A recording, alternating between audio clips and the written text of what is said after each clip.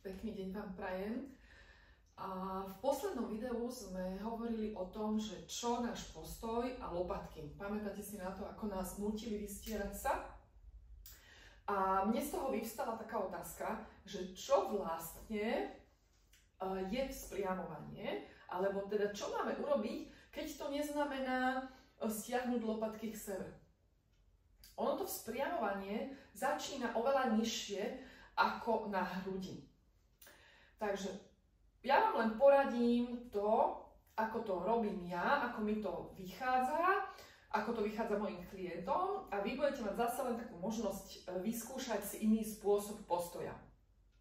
Aby sme nemuseli svoj postoj a spriamenie regulovať vrchnou časťou tela, máme na to dolné končatiny. Tak ako rastlina má svoje korene a ona potom môže vyrásť a niekde v tej korune môže byť uvoľnená, takisto my máme niečo ako korene a sú to naše chodidlá.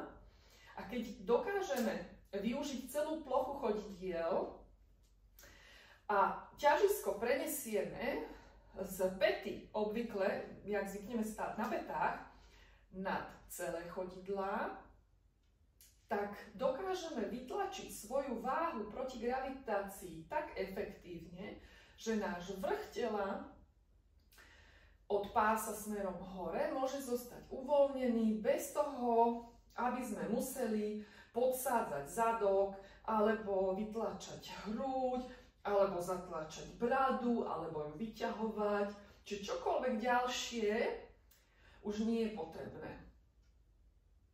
Čiže závisí to od našich chodidiel. Budem rada, keď mi napíšete svoje komentáre, či to funguje aj u vás.